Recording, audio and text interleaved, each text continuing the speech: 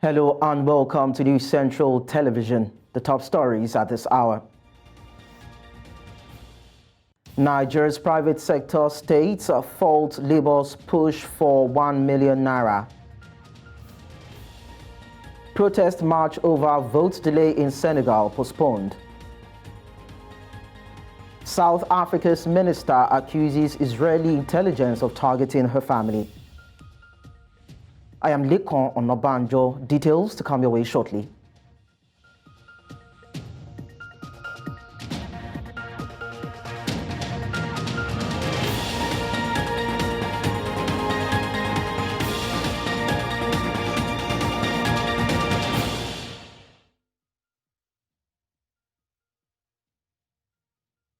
We begin in West Africa, where Nigeria service chiefs and security heads on Tuesday appeared at the Senate to discuss the state of the country's security. The meeting was billed for last week but was rescheduled to this week because of the absence of some security heads. The security chiefs present were Christopher Musa, Chief of Defense Staff, Taurid Lagbaja, Chief of Army Staff, Emmanuel Ogala, Chief of Naval Staff, and Hassan Abubakar, Chief of Air Staff.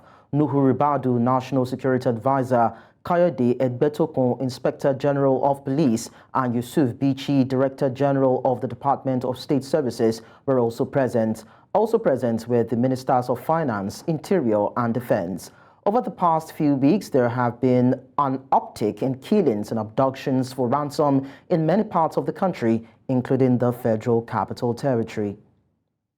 We now tell you that the President of the Senate, Godswill Akpabio, on Tuesday administered the oath of office on 3 new senators who recently won by-elections in their respective districts. They are Prince Pam Modonk, Action Democratic Party of Plateau State, Plateau North to be precise, Professor Anthony Ani, All Progressives Congress, Ebonyi South, and Mustafa Musa, All Progressives Congress, Yobe East. They were subsequently led to their respective seats after the swearing during plenary in Abuja.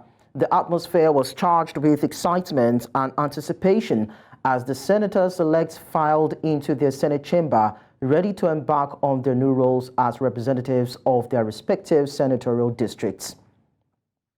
Away from that, we tell you that the organized private sector in Ekiti, Sokoto, and other states have faltered the demand by the Nigeria Labour Congress for 1 million naira minimum wage, stating that it is not realistic. The NLC President Joe Ajaero on Monday said the organized labor might ask for 1 million naira during the minimum wage negotiations with the federal government if the value of the naira continued to plummet. Reacting to the proposal, the Minister of Information and National Orientation, Idris Ibrahim Mohammed, said the federal government would make a reasonable decision in line with national interest and after due consideration of available resources and other factors. In the past months, the costs of goods and services had skyrocketed following the removal of the fuel subsidy. To further discuss this, I am joined by human rights lawyer Ekene Henry. Thank you so much, Ekene Henry, for talking to us at this time on the news. Thank you very much for having me. Very good afternoon.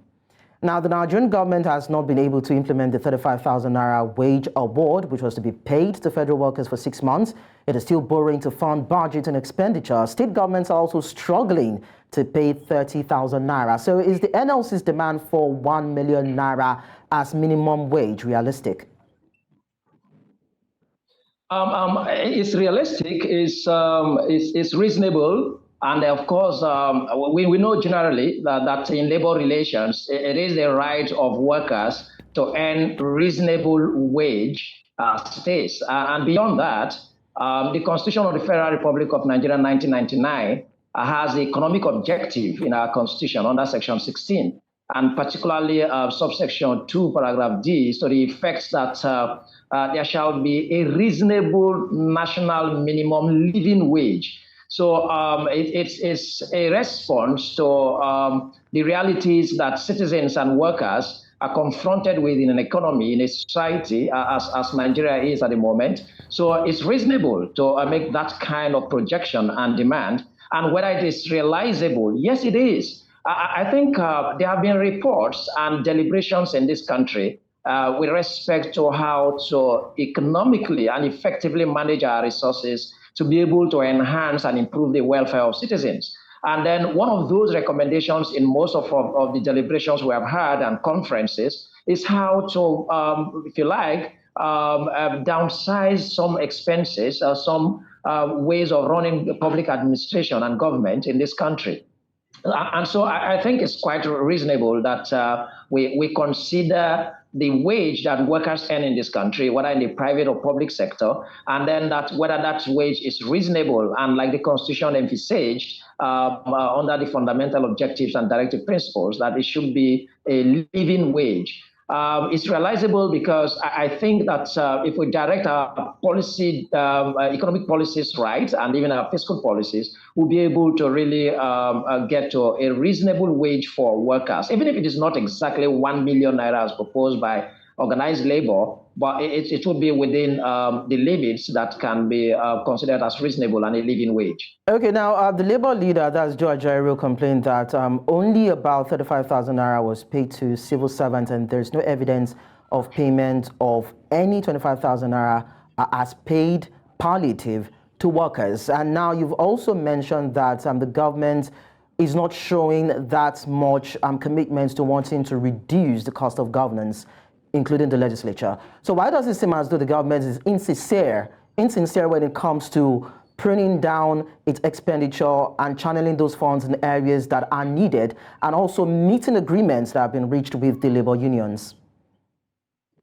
You see, apparently it's clear that political office holders and politically exposed persons, which of course in any description of government in our country, it means that we are referring to these individuals. Their direction to policy making and then decisions with respect to appropriation of public fund appears clearly to Nigerians to be only to serve their personal interests and areas that perhaps are directly impact or improve on their own welfare. So I think it's a deliberate thing. Whether it's the legislature in terms of legislating for improvement of welfare of staff or workers or citizens of this country, and then whether it's the executive in terms of implementing the fiscal laws that we have, then you could see that it's just a deliberate, if you like, looking the other way when it comes to workers, and then the benefit of workers, and then the welfare of workers. And generally, that's how it is, even when we consider the welfare of citizens of this country.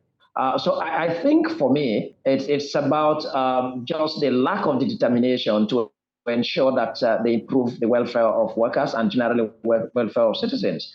Otherwise, a government or any society that policies are directed towards improving the welfare of citizens, then you would see that demonstration in terms of legislating. Okay. That is where the legislature comes in. And then in terms of even implementing the policies and laws of government with respect to enhancing the welfare of citizens. So aside policies, let's see what is workable here. In taking decisions in this regard.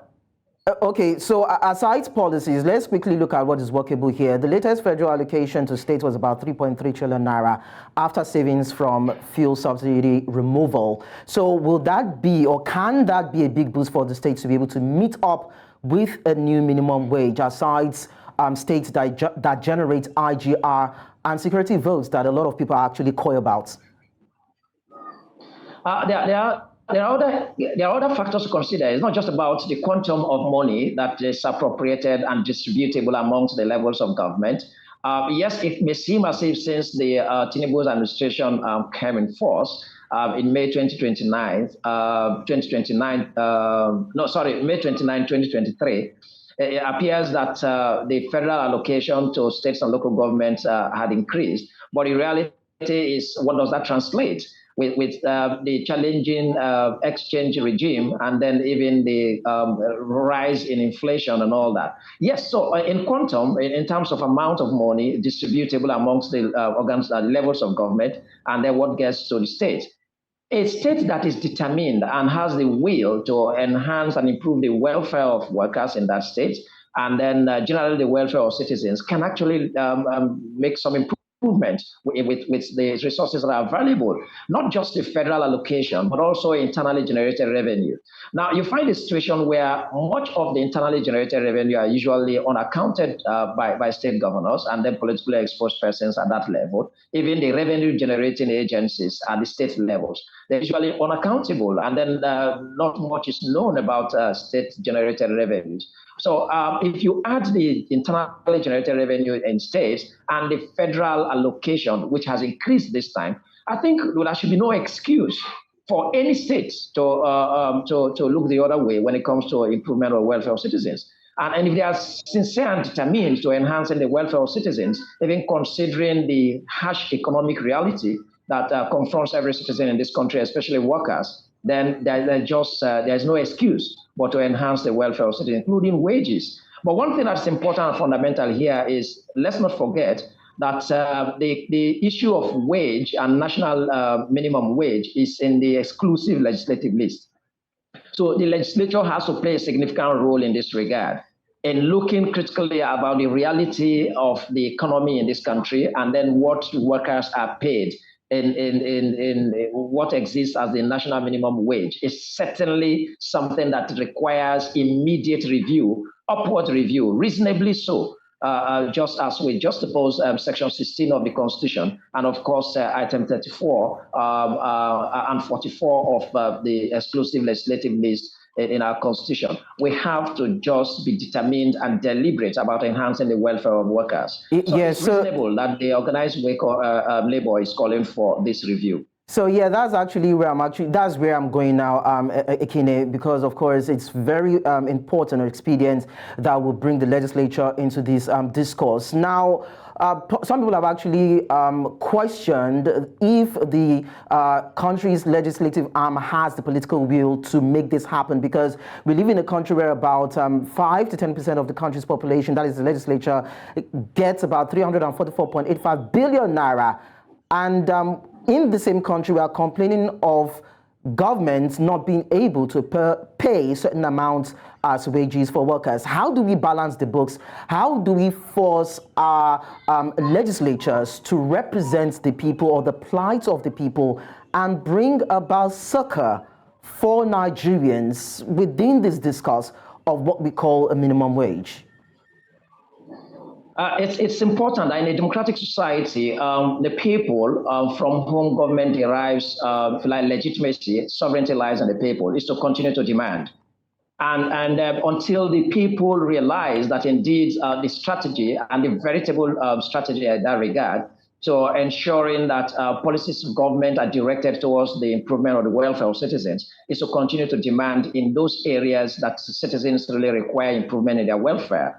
And then one of which is actually the issue of wage and the living wage in that regard. So if you ask, I would say that it's about continuing the demand, and then we'll never cease to demand, and all stakeholders, not just the labor unions. The labor unions, yes, could be in the forefront, but citizens generally, but by extension, beyond those who are directly in the employment of maybe in public sector and in the private sector, there are relatives who will have direct impact with respect to these policies of government. So the legislature has to be pulled really on their toes by continuous demand of citizens, and ensuring that we insist that the legislations that will enhance the welfare of citizens are actually put in place.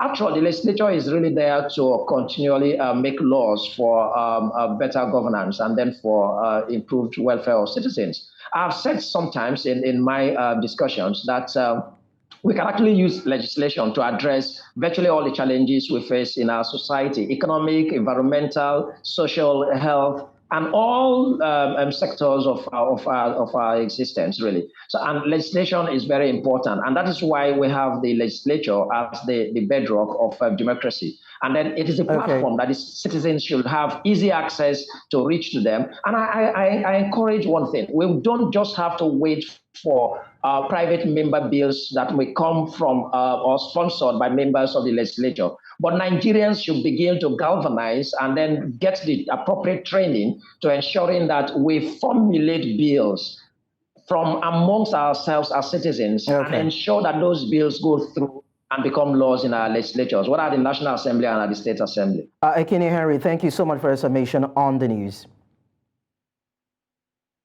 Moving on now, organized labor have protested at the headquarters of the National Agency for Food, Drug Administration and Control over the ban and shutdown of production lines of companies manufacturing alcoholic drinks in sachets and small bottles below 200 millimeters. The unions have rejected the ban on the production of alcoholic beverages in sachets and small bottles by the federal government, saying no fewer than 45,000 jobs and billions of naira investments are at risk of going down the drain.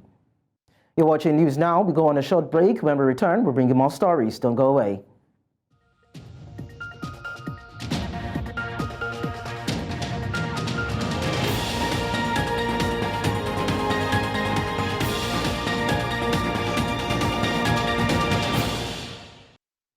Many thanks for staying with us. We now tell you that the People's Democratic Party Governors Forum has decried the rising cost of living in Nigeria, saying the nation is sliding down the road of Venezuela's economic turmoil under President Bola Tinubu's watch.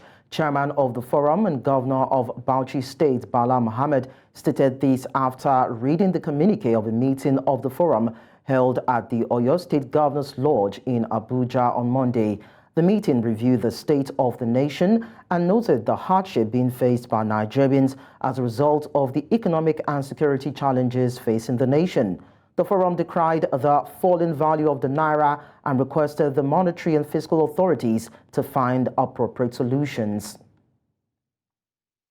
Yes, we have been working together with the federal government since the inception of this administration, and the rising cost of living is not only under the purview of the federal government, it is their responsibility. We have been partnering even as opposition to make sure that we don't bring any distraction. But certainly the monetary policies and the economic policies rest here. And we can see that we know the majority of Nigerians live in the states. And so we are doing so much across party lines on a bipartisan basis within the Nigerian Government Forum, within the National Economic Council, to make sure that we cushion the effect of this, some of these policies that have far-reaching consequences on our people. Like ensuring that we reach out to our people and of course have some food reserve in a manner that we will have. And now to this, the President's Chief Executive Officer, Dangote Group, Aliko Dangote, and the Governor of Ogun State, Dakwa Biodun, alongside other associates, paid a condolence visit to the parents of the late CEO, Access Holdings PLC, Herbert Wigwe, on Monday. Late Herbert Wigwe, his wife, Chizoba, their first son, Chizi, and former chairman of Nigeria Exchange Group, Abimbola Ogunbanjo, died in a fatal helicopter crash in California on Friday. In the meantime, Access Holdings PLC has announced the appointment of Ms. Bolaji Agbede as the acting Group Chief Executive Officer. This follows the death of its former Group Chief Executive Officer, Herbert Wigwe. Wigwe died in a helicopter crash alongside his wife, son, and the former chairman of the Nigeria Exchange Group, Abimbola Ogunbanjo, on Friday. A statement made by the company's board of directors and dated February 12, 2024, stated that the appointment was subject to the approval of the central bank. Let's now tell you what we know about the new acting Group CEO of Access Holdings, Bolaji Agbede. Ms. Agbede joined Access Bank in 2003 as an assistant general manager and was responsible for managing the bank's portfolio of chemical trading companies. She has nearly 3 decades of professional experience cutting across banking and business consultancy services. She served in different roles at the bank, including head Group Human Resources between 2010 and 2022, before she was appointed the company's founding executive director, Business Support, in 2022, a role she held until her new appointment. She holds a bachelor's degree in mathematics and statistics from the University of Lagos and a Master of Business Administration degree from Cranfield University in UK in 2002. She's also a member of the Chartered Institute of Management UK and the Chartered Institute of Personnel Management of Nigeria. Now, joining us to give an update is our correspondent, News Central, Niomoni, who is at the home of the parents of the late CEO. Ni, thank you so much for joining us to give us the updates at this time. So just kindly tell us, we know that top dignitaries are there at the residence of the late CEO of Access Holdings PLC. What are they saying about the man, Herbert Wigwe? If you're just tuned in just about 3 to 5 minutes ago, you would have seen the convoy that just moved away Nigeria's and Africa's richest man, Aliko Dangote, after he paid his condolence visits to the family. He had been here, according to sources, since morning, and he just left. Other dignitaries we've spoke to today are former governor of Ogun State, Ibikunle Amoson, and of course we heard that privately the governor of Lagos State also visited.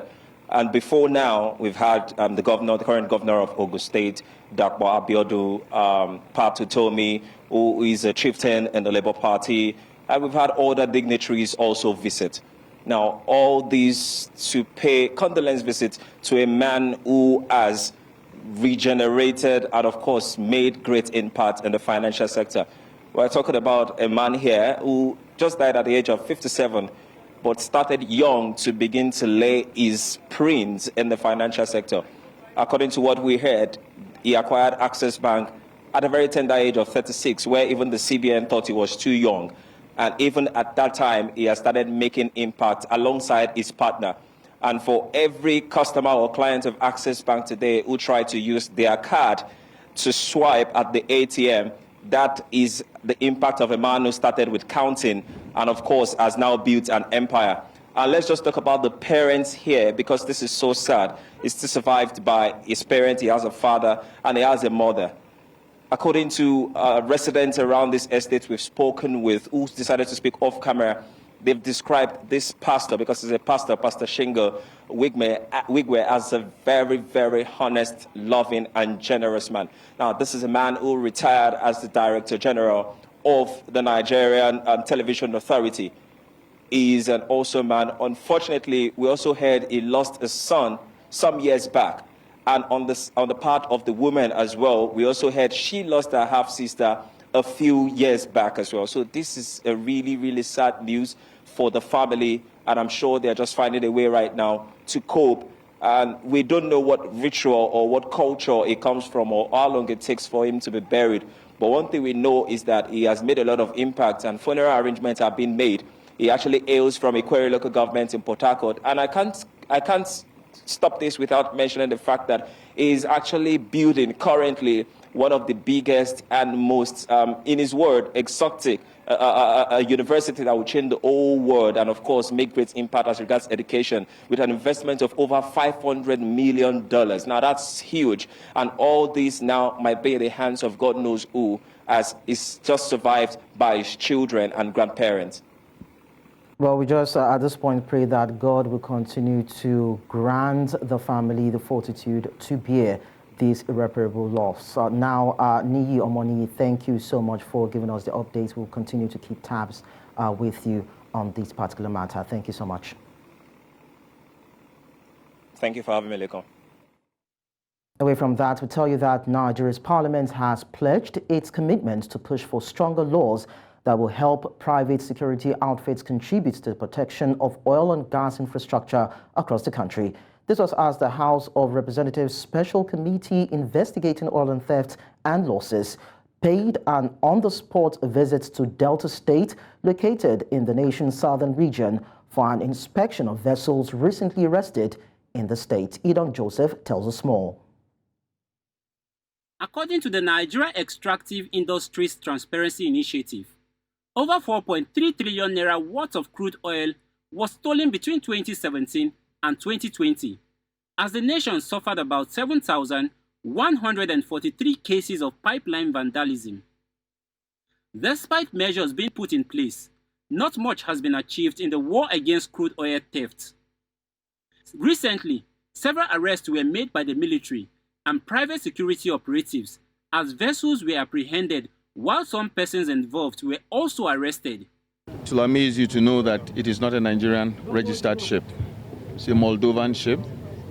Some set of persons must have brought it into the country, possibly without registering it or changing the registry, started using it to do business. And the business it was caught with was loading crude oil. This is not the first time this ship is doing something like that. For those thinking of perpetrating this type of heinous crime against our nation, they should think twice. One, every patriotic Nigerian knows that the government of the Federal Republic of Nigeria needs every drop of oil. For many in Nigeria, crude oil theft has posed a significant challenge to the nation's revenue aspirations. While lawmakers have expressed concern to what many will call a national tragedy, many are of the opinion that recent successes achieved will not have been possible without the integration of private security players in government overall efforts. We have seen the suspects are in safekeeping with the Nigerian military. Tantita has done well to, after arresting, also ensure that they hand over.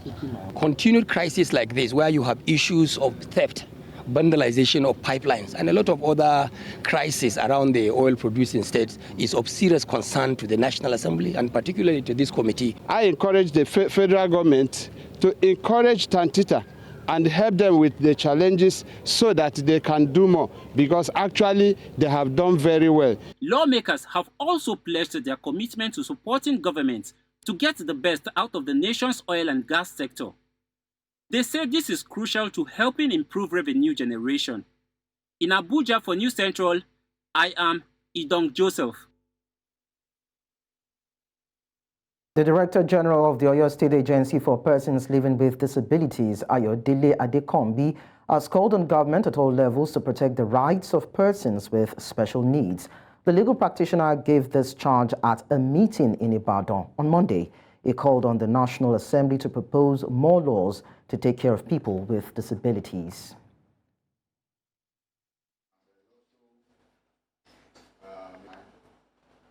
I will want to let you know that it has been long overdue that we persons with disability have been at the mercy of the society, mercy of even the government, without having any right.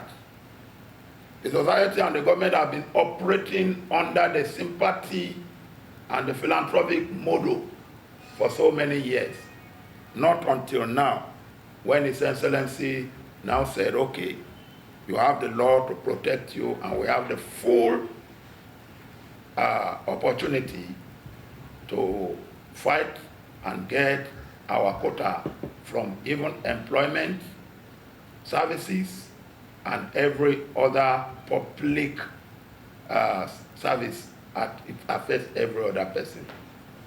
Number one thing, major thing that gives us serious problem in the past is the barrier to public building. We have a lot of public building around, including where we are now. For those that are on the wheelchair and those of us that are living with visual impairment to move freely. Our agency has been established by His Excellency to make sure that we'll scrap all the barrier and make all the public buildings, both commercial and government-owned buildings, to make them accessible for persons with disability. Another area is employment. In the past, both private and government sector don't normally employ us based on our disability. But at this time, the law has empowered us to have access to 5% of every employment. Don't feel discouraged. I believe it's time to go all out for the enforcement of 5%. What matters is let our people get what belongs to them, both in private and in public. I will join that crusade so that the position where the special people are supposed to be. Let's tell you that a protest march slated for Tuesday against Senegalese President Macky Sall's controversial move to delay this month's presidential poll to December has been postponed after authorities banned it. One of the organizers of the march, Elmane Habib Khan, said he had received an official letter from local authorities in the capital, Dakar, that the march was banned as it could seriously hamper traffic. The United States and European Union have called on the government to restore the original election timetable. Deadly protests pitting youths against security forces have threatened Senegal's reputation as a haven of stability in West Africa. Now, Liberia's Defense Minister Prince Charles Johnson III has resigned following protests by wives of the country's soldiers who blame him for low wages and poor living conditions in the military barracks. The women set up roadblocks near the capital, Monrovia, and elsewhere in the country, forcing President Joseph Boakai to cancel National Army Day celebrations on Monday. They demanded the defense minister's resignation, blaming him for a reduction in the salaries of Liberian soldiers returning from peace missions in Mali. The officers' spouses also decried a lack of social security, electricity shortages, and corruption within the armed forces. President Boakai, who was inaugurated in January through his office, said the women's grievance would be investigated and addressed. Coming up on the news, South Africa's Minister Pandor accuses Israeli intelligence of targeting her family. Details of this and others will come your way when we return. Do stay with us.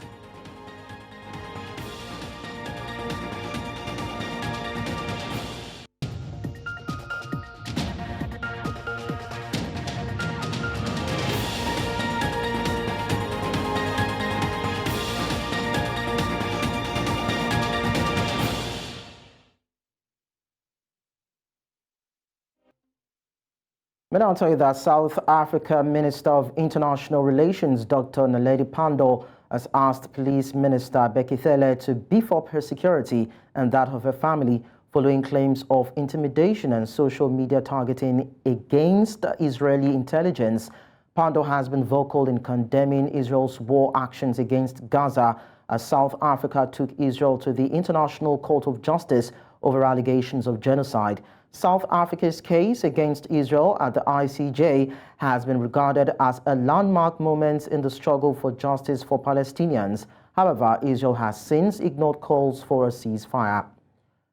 To further discuss this, I'm joined by senior researcher, Institute for Security Studies, William Mills. William Mills, it's nice to have you around.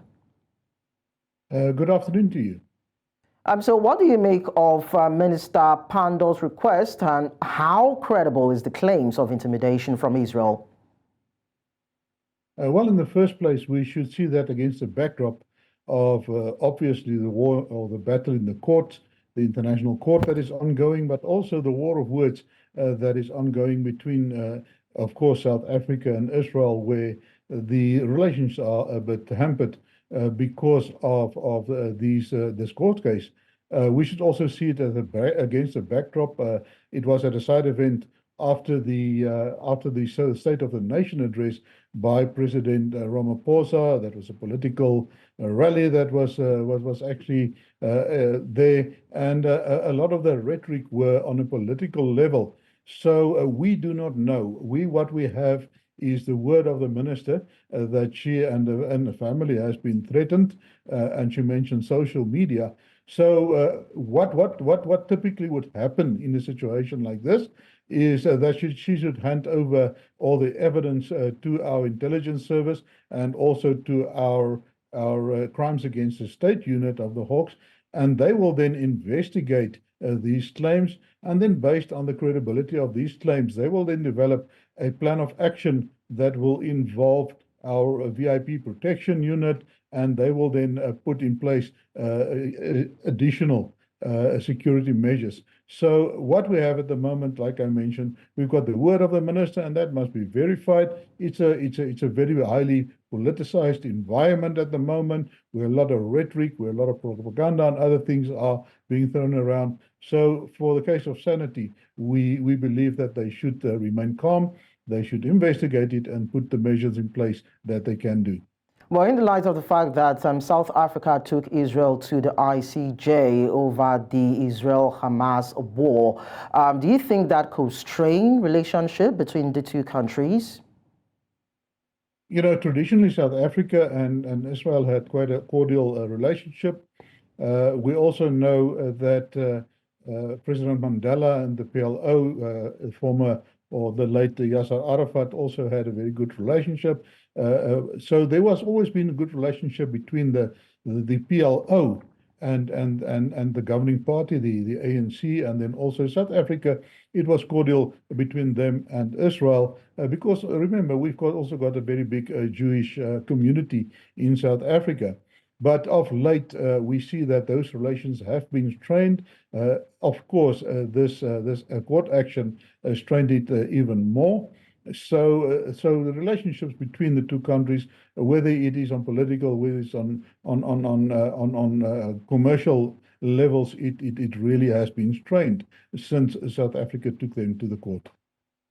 Despite the fact that Israel had to answer the ICJ over the allegation of genocide, it has ignored calls for a ceasefire. And despite the fact that South Africa is trying as much as possible to bring justice against Israel, they are still obstinate about their onslaught against Hamas. Do you think that that could have any proportional exacerbation on the matter? Do you think that Israel, of course, the obstinacy that Israel is showing would continue and probably spiral into something that we might not be able to quantify at this time?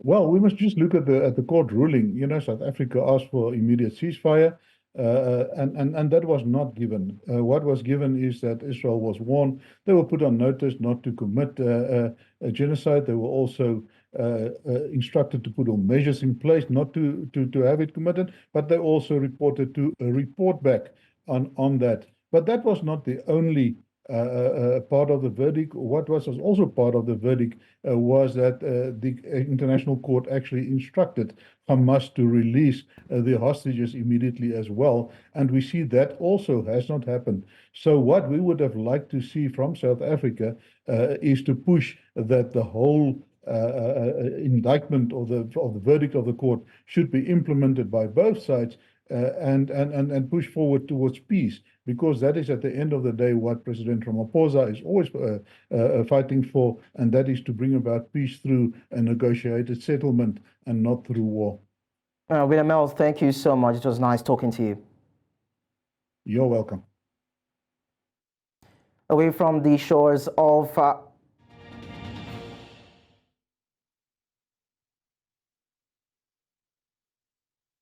Away from the African continent, we tell you that King Charles III's cancer diagnosis has dominated headlines since it was announced last Monday. He has started a course of treatment and will step back from public duties for the foreseeable future. But what kind of treatment may King Charles III be facing? For News Central, Alfie Hagen has been taking a look at it.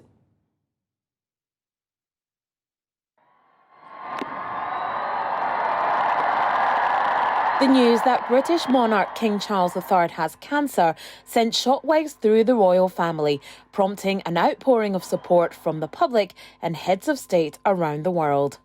A statement from Buckingham Palace said, during the King's recent hospital procedure for benign prostate enlargement, a separate issue of concern was noted. Subsequent diagnostic tests have identified a form of cancer. His Majesty has today commenced a schedule of regular treatments, during which time he has been advised by doctors to postpone public-facing duties. Throughout this period, His Majesty will continue to undertake state business and official paperwork as usual. The King was up and about this weekend and attended church at Sandringham. But not much is known about the type of cancer the King has, what stage it is, or his prognosis. This has led to speculation in the media from commentators over what treatment he might choose. King Charles is known to be a fan of homeopathy. He is the patron of the Faculty for Homeopathy, which supports registered medical professionals with homeopathic practice. And he appointed Dr. Michael Dixon, a doctor who has championed herbal and homeopathic medicine, to the head of the royal medical household. Although the king may decide to use homeopathic methods, it's thought he's using these in conjunction with more conventional methods. Buckingham Palace have gone on record saying the head of the royal medical household does not believe homeopathic methods can cure cancer. A statement from the palace in response to a controversy over previous treatment research read, "Dr. Dixon does not believe homeopathy can cure cancer." His position is that complementary therapies can sit alongside conventional treatments, provided they are safe, appropriate and evidence-based. So, despite a sense of transparency and openness from King Charles over his diagnosis, we don't know every detail about the type of cancer he has or the treatment plan he has taken. Until this information comes to light, the speculation continues. Afia Hagan, News Central. Now, Afia Hagan joins me virtually to talk more about this. Now, there has been a huge amount of speculation about what treatment King Charles III might go for. So can you give us an insight into this? Absolutely. Speculation continues and has been swirling ever since King Charles III's cancer diagnosis was announced last week on Monday. You know, he is a fan of homeopathic methods. He's long believed in the power of plants. You know, he's been talking about sustainability and sustainable methods long before it was trendy, talking about the need to work towards net zero. He eats very well. He famously doesn't have lunch. He's known to have seeds and things with his breakfast. So he is quite in tune with the land, so to speak. And so homeopathy goes hand in hand with that. Now, since we were told that he was having these scheduled treatments that started last week on Monday, people have been talking about what those kind of treatments are. Now, you have had certain commentators categorically going on record saying that he is going to have homeopathic treatments, that he is shunning, conventional methods, but that's thought to be untrue. The king has talked quite a lot about his love for the cancer charities that he is a patron of. One of them is Macmillan Cancer Support, and of course, they really champion the use of radiotherapy and chemotherapy when it comes to cancer treatments. Interestingly, King Charles III was seen in London today, where it is thought he is continuing his treatment for cancer. So is he still carrying on as head of state? That's right. He was seen in London today, thought to be continuing those treatments that speculation is growing over, but he is continuing his constitutional function. So he is conducting his meetings with Prime Minister Rishi Sunak via telephone for the next few weeks at least. He's still receiving paperwork and red boxes, which he goes over for about 2 hours every single day. And that's all the business of government that he needs to be across. So his constitutional function as head of state continues, as does his treatment for this unknown type of cancer. Well, he has always talked about having a slimmed down monarchy. Has the recent health crisis within the royal family shown that perhaps this isn't the best idea?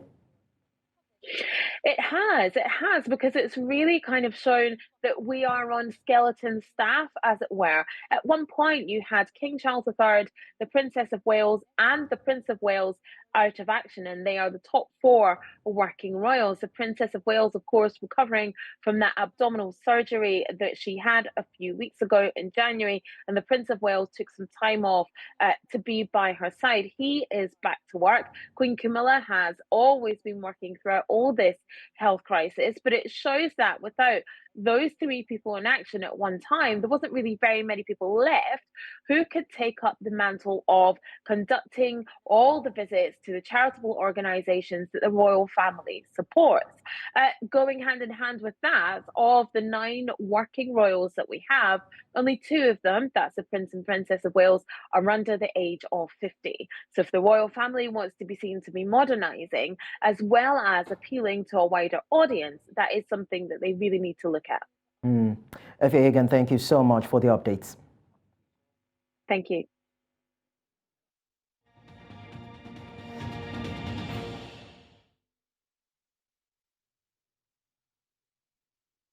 Before we go, let's bring you sports stories. The Super Eagles of Nigeria have been conferred with the honor of a Member of the Order of Niger by President Bola Ahmed Tinubu, who hosted the team to a state welcome at the Presidential Villa in Abuja, following their silver medal winning campaign at the Africa Cup of Nations in Cote d'Ivoire.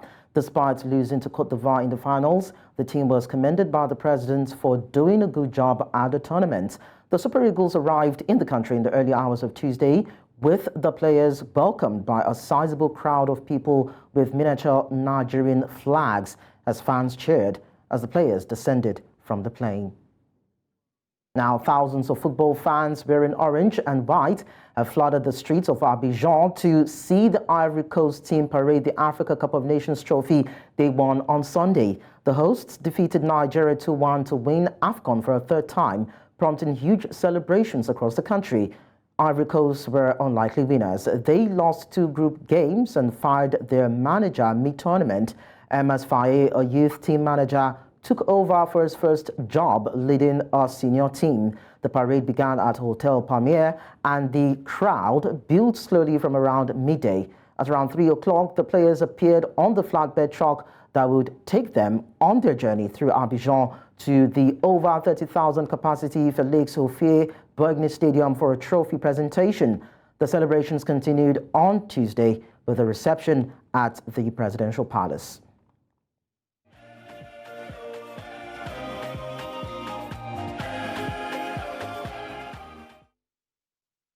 And that's all at this hour. But before we go, let's take another look at some of our top stories. Nigeria's private sector states have faulted Labour's push for 1 million naira. Protest march over vote delay in Senegal has been postponed. We also told you that South Africa's minister has accused Israeli intelligence of targeting her family. Don't forget to send your eyewitness report to the WhatsApp number and email on your screen. And you can follow us on social media. We are at News Central TV. You can also watch News Central live on DSTV channel 422, Star Times channel 274, Avo TV, and YouTube. Many thanks for watching. I am Likon Onobanjo.